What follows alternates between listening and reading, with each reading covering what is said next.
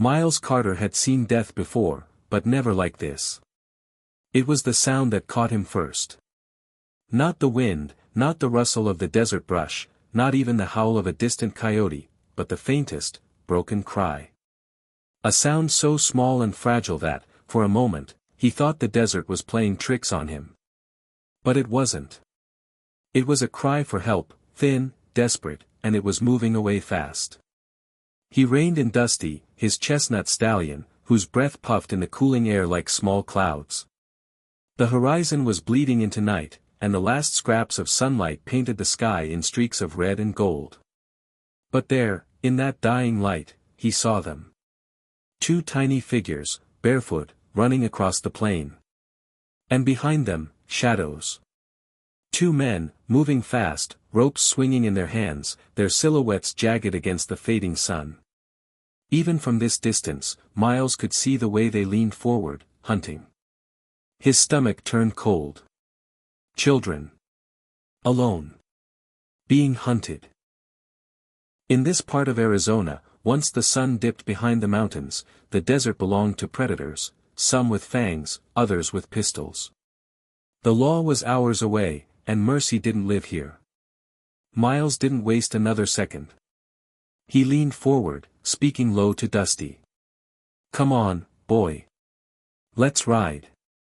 The horse lunged forward, hooves pounding against hard-packed earth, scattering sand and small stones in their wake. Miles kept his eyes locked on the two girls. As he drew closer, the shapes sharpened into detail, Apache, maybe 10 and 12, long braids whipping in the wind, faces streaked with dust. The younger one was stumbling, her small hands clinging to her sister's arm. The men chasing them were gaining ground. One had a twisted smile, the other a sneer that spoke of cruelty. Miles's hand dropped to the worn grip of his Colt. His father had taught him early, never draw it unless you mean to use it. And tonight, he had no doubt. They didn't hear him at first.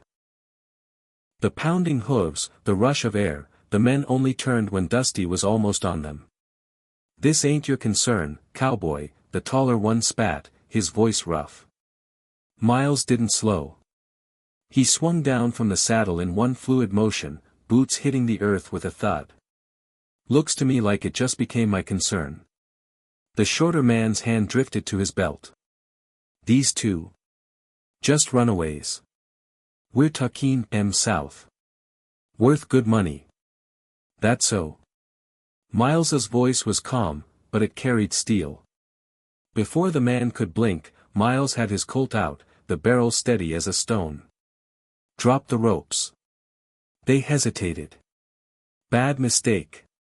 A single shot rang out, shattering the quiet, not aimed at them, but close enough that the bullet kicked up dust near their boots. The taller one cursed under his breath and let his rope fall. The other followed, eyes narrowing. "Now walk," Miles ordered, tilting his head toward the open desert. "And if I see you turn back, you won't get a second warning."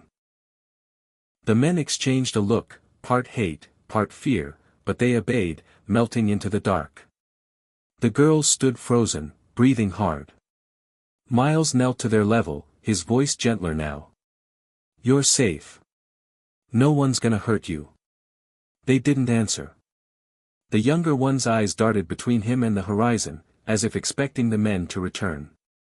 Miles offered his canteen. She hesitated, then took a sip and passed it to her sister. "What's your name?" Miles asked softly. The older girl finally spoke, her voice hoarse. "Naya." She nodded toward the smaller one. "Loma." "Well, Naya, Loma, you're coming with me tonight. We'll figure out the rest in the morning." They rode through the night to Miles's small ranch, a modest spread with a single cabin and a barn. The air grew cold, the stars sharp in the black sky, but neither girl complained. Inside, Miles lit a fire, the warm glow filling the room. He set a pot of beans on the stove, cut some bread, and slid 2 blankets toward them. It was only then, in the flicker of the firelight, that he saw the truth of their exhaustion: blistered feet, torn clothes, scratches along their arms. Naya kept glancing at the door, her body tense, while Loma leaned against her, eyes heavy with sleep. Miles didn't ask questions. Some stories were too raw to be told right away. He let them eat, let them rest. By sunrise, he planned to take them to Fort Apache, where their people could care for them.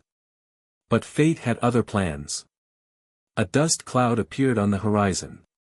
Miles stepped outside, hand instinctively brushing the grip of his revolver.